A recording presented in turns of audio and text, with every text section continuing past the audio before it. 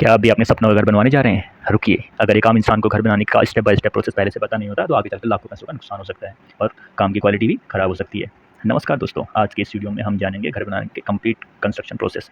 अगर आप ये वीडियो पूरा देख लेते हैं तो आपको कोई भी ठेकेदार बेवकूफ़ नहीं बना पाएगा। तो चलिए शुरू करते हैं। मान के चलेंगे कि आपने प्लाट परचेज कर लिया है। निर्माण कार्य के लिए एमसीडी से जो भी अप्रूवल एंड कंस्ट्रक्शन की जो भी परमिशन चाहिए थी आपने ले ली है।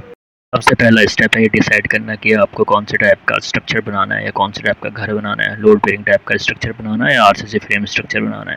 लोड बेरिंग स्ट्रक्चर में कॉलम बीम का इस्तेमाल नहीं होता है और सारा लोड दीवारों पर होता है। ये एक अच्छा अर्थक्वेक रेजिस्टेंस नहीं होता है, यानी भूकंप रोधी नहीं होता है। आजकल आरसीसी फ्रेम स्ट्रक्चर का सबसे ज़्यादा इस्तेमाल किया जाता है, जिसमें स्लैब का लोड कॉलम और बीम उठाते हैं। ये अच्छे अर्थक्वेक रेजिस्टेंस होते हैं, इसलिए मेरा रिकमेंडेशन आरसीसी फ्रेम स्ट्रक्चर की तरफ जाने का रहेगा। अगला स्टेप है अपने इंजीनियर या आर्किटेक्ट से ज़रूरत के हिसाब से घर का प्लान बनवाना, जिस पर आपके घर का खर्च डिपेंड होता है। अगला स्टेप है कॉन्ट्रैक्टर का चुनाव करना। मार्केट में घर दो तरीके से बनाए जाते हैं, विद मटेरियल कॉन्ट्रैक्टर और लेबर कॉन्ट्रैक्ट। सबसे पहले जानेंगे लेबर कॉन्ट्रैक्टर क्या होते हैं। आप अगर इस विकल्प का चुनाव करते हैं तो कंस्ट्रक्शन मटेरियल खरीदने और साइट पर उपलब्ध कराने की पूरी जिम्मेदारी आपकी होती है। कॉन्ट्रैक्टर की जिम्मेदारी सिर्फ लेबर का प्रबंध करना और उनसे काम करवाने की होती है। लेबर कॉन्ट्रैक्टर 220 रुपये से 230 रुपये स्क्वायर फीट में काम करते हैं। आप दूसरा ऑप्शन चुनते हैं यानी कि विद मटेरियल कॉन्ट्रैक्टर चुनते हैं। इस प्रकार के कॉन्ट्रैक्टर आपके घर के लेबर और मटेरियल दोनों की पूरी जिम्मेदारी लेते हैं। आपको सिर्फ पैसा, बिजली और पानी देना होता है और वे पूरा काम खत्म करके घर की चाबी सीधे आपके हाथ में सौंपते हैं। कॉन्ट्रैक्टर 1500 से 1700 स्क्वायर फीट में काम करते हैं। किसी भी ठेकेदार को सिर्फ इसलिए फाइनल ना करें क्योंकि सस्ते रेट में काम कर रहा है। काम देने से पहले उसके पिछले काम की क्वालिटी जरूर देखें, क्योंकि शुरुआती वक्त में पैसे बचाने के चक्कर में आगे चलकर काम खराब हो सकता है और आपको पैसे का भारी नुकसान उठाना पड़ सकता है। चाहे आप जो भी कॉन्ट्रैक्टर चुनें, शर्तों को हमेशा कागज पर लिखें, भले ही ठेकेदार आपकी जान पहचान का ही क्यों ना हो। बिना एग्रीमेंट के काम करने पर आगे चलकर पछतावा हो सकता है। विद मटेरियल कॉन्ट्रैक्ट के मामले में एक प्रॉपर एग्रीमेंट बनाएं और उसमें यह साफ तौर पर लिखें कि घर का काम जैसे जैसे आगे बढ़ेगा उस स्टेप के हिसाब से कॉन्ट्रैक्ट को पेमेंट किया जाएगा। लेबर कॉन्ट्रैक्ट के मामले में एक कागज पर स्पष्ट रूप से लिखें कि पेमेंट के स्टेप क्या होंगे, ठेकेदार की जिम्मेदारी क्या होगी, आपकी जिम्मेदारी क्या होगी, ताकि आगे चलकर कोई तकलीफ या विवाद ना हो। अगला स्टेप है प्लाट को सपाट और क्लीन करना और इंजीनियर की उपस्थिति में अपने फ्लोर प्लान का लेआउट करना। नींव या फाउंडेशन 4 कदमों में बनाई जाती है। सबसे पहले खुदाई की जाती है, उसके बाद सोलिंग की जाती है, फिर पीसीसी और उसके बाद फुटिंग का निर्माण किया जाता है। इंजीनियर की उपस्थिति में फ्लोर प्लान लेआउट करने के बाद अगला स्टेप है फाउंडेशन की खुदाई करना। फुटिंग की गहराई कम से कम 4 से 5 फीट की होनी चाहिए। इस गहराई का अंदाजा आप आसपास के बने घरों के गड्ढों की गहराई को भी देखकर लगा सकते हैं। एक्सिक्यूशन के बाद बॉटम में पत्थरों से सोलिंग कर लेनी चाहिए। उस सोलिंग की थिकनेस कम से कम 6 इंच होनी चाहिए और उस सोलिंग की कॉम्पैक्टर से कॉम्पैक्शन किया जाना चाहिए। उसके बाद उसमें पीसीसी की जाती है।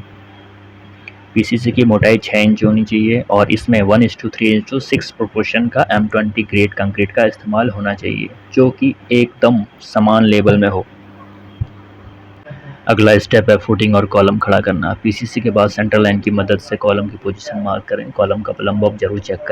कॉलम के लिए मिनिमम 12 mm के सरिये और स्टीरअप्स रिंग के लिए 8 mm के सरिये का इस्तेमाल करें। फुटिंग की जाली के लिए 10 mm और 12 mm का स्टील इस्तेमाल करें, 8 mm का बिल्कुल नहीं। और जाली में 6 इंच का सेंटर टू सेंटर डिस्टेंस रखें और नेट में फंसने की जो एल या जॉगल है उसकी मिनिमम लेंथ 12 इंच रखें। ईंटों या लकड़ी की जगह उचित कवर ब्लॉक का इस्तेमाल करें। अगर उचित कवर ब्लॉक का इस्तेमाल नहीं करेंगे तो आपकी जो आयरन बार है उसमें रस्ट लग जाएगा, जो कि आपकी जो स्ट्रेंथ है, फुटिंग और कॉलम की स्ट्रेंथ है, उसे वीक कर देगा। फुटिंग सिंगल नेट या डबल नेट दो तरीके से लगाई जाती है। अगर G+1 आप घर बना रहे हैं तो आप सिंगल नेट का भी यूज कर सकते हैं। अगर आप G+2 या G+3 G+4 के लिए जा रहे हैं तो आप डबल नेट का यूज कीजिए। फुटिंग के लिए कम से कम M20 ग्रेड 1:1.5:3 कंक्रीट का इस्तेमाल करें।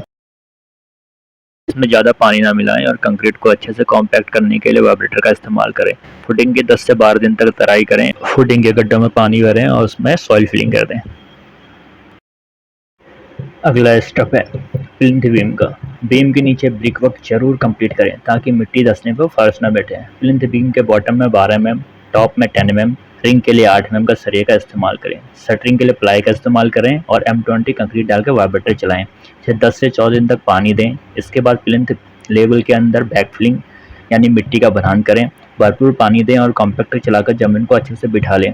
फिर सोलिंग करके पीसीसी करें दीवार के ऊपर, या पीसीसी डीपीसी की और लेयर बना देती है जिससे ज़मीन की नमी ऊपर नहीं आती।